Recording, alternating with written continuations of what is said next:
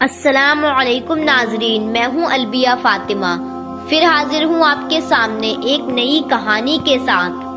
دوستو، حکیم لقمان کے بارے میں آپ سبھی لوگ جانتے ہی ہوں گے کہ حکیم لقمان اللہ کے نیک بندے تھے اور اللہ کے ولی تھے۔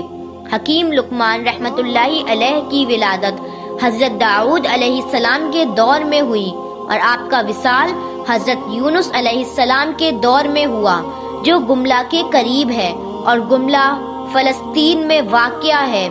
وہ نبی تھے یا نہیں یہ تو ابھی تک واضح نہیں ہے، لیکن وہ اللہ کے نیک بندے اور اللہ کے ولی تھے۔ لقمان کے معنی بہت زیادہ عقل والا ہے۔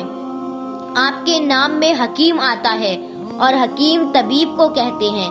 اللہ تعالیٰ نے حکیم لقمان کو حکمت اور دانائی بخشی تھی۔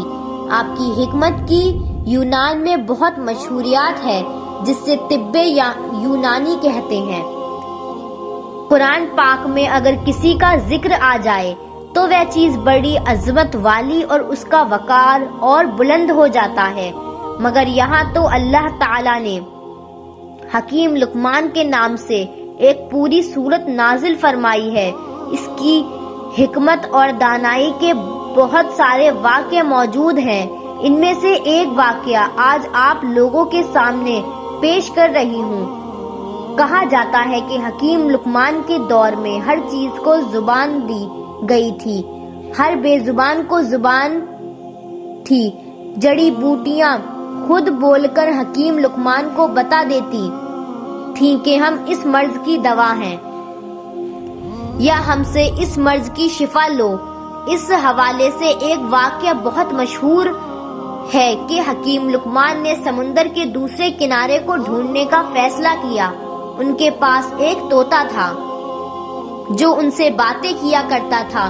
حکیم لقمان نے اپنی حکمت سے جڑی بوٹیوں سے ایک ایسی دوا تیار کی جس کے کھانے سے طوطا بغیر کچھ کھائے پیے اور بنا تھکے 6 مہینے تک اپنی اڑان کو جاری رکھ سکتا تھا۔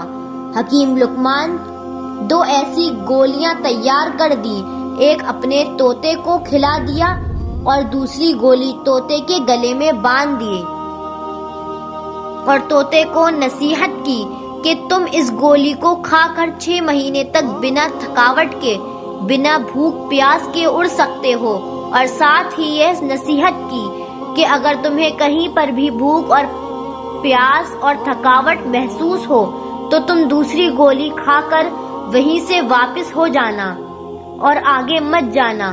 طوطے نے حکیم لقمان سے اجازت لی اور سمندر کی طرف اڑ چلا۔ طوطا مسلسل اپنی اڑان 6 مہینے تک جاری رکھے ہوا تھا، لیکن اسے ابھی تک سمندر کا دوسرا کنارہ نہیں ملا۔ طوطے کو اڑتے ہوئے اب 6 مہینے سے زیادہ ہو گیا تھا۔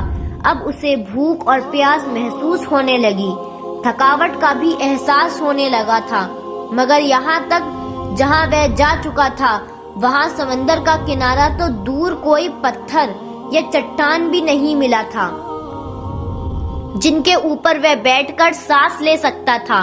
تھوڑا آگے جانے کے بعد آخرکار ایک سمندر میں چٹان نظر آئی۔ طوطا اس کے اوپر جا کر بیٹھ گیا۔ دراصل وہ چٹان نہیں بلکہ ایک بہت بڑی مچھلی تھی، لیکن طوطے کو ابھی یہ نہیں پتا تھا کہ یہ چٹان نہیں ایک بہت بڑی مچھلی تھی۔ تھوڑی دیر میں اس مچھلی نے تھوڑی حرکت کی تو طوطا بہت حیران اور پریشان ہو گیا کہ وہ یہ دیکھ رہا تھا کہ یہ چٹان ہل کیوں رہا ہے۔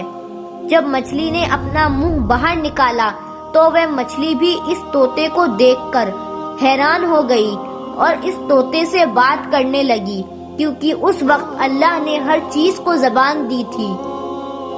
اس لیے مچھلی نے اس طوطے سے پوچھا، تم کون ہو اور یہاں تک کیسے پہنچے؟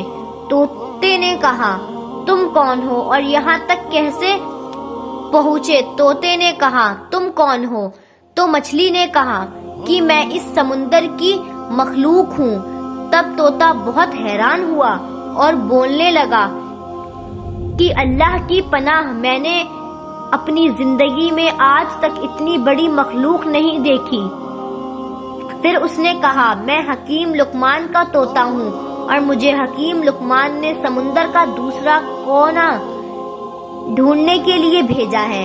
میں نے بہت زیادہ سفر کیا ہے، ابھی تک مجھے سمندر کا دوسرا کنارہ نہیں ملا، اور اب میں بہت تھک گیا ہوں اور اب میں اس سے زیادہ آگے نہیں جا سکتا۔ کیا تم جانتی ہو کہ سمندر کا دوسرا کنارہ کہاں ہے؟ تو مچھلی نے کہا کہ تم مجھے پہلے یہ بتاؤ کہ تم یہاں تک پہنچے کیسے ہو؟ نہ تو یہاں پر کوئی پہاڑ ہے، نہ ہی کوئی جنگل ہے، نہ ہی کوئی درخت ہے، پر تم بیٹھ کر آرام کر یہاں تک پہنچ سکے۔ تب اس نے حکیم لقمان کا سارا ماجرا اس مچھلی کو بتا دیا۔ پھر مچھلی نے کہا، سمندر کا دوسرا کنارہ کہاں ہے یہ مجھے نہیں معلوم، لیکن میں اتنا کر سکتی ہوں کہ تم جہاں سے آئے ہو میں تمہیں وہاں پہنچا سکتی ہوں، کیونکہ اگر میں سمندر کے اندر جاتی ہوں تو بہت بڑی مچھلیاں سمندر میں موجود ہیں جو مجھے کھا سکتی ہیں۔ طوطے نے کہا، ٹھیک ہے، تم مجھے وہاں بھیج دو جہاں سے میں آیا ہوں۔ مچھلی نے کہا کہ تم میری پیٹھ کے اوپر بیٹھ جاؤ۔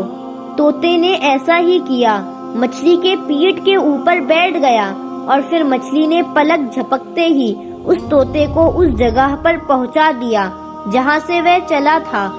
طوطا یہ دیکھ کر کہنے لگا کہ مجھے تو 6 مہینے لگے تھے وہاں تک پہنچنے میں، اور تم نے تو مجھے پلک جھپکتے ہی یہاں پہنچا دیا۔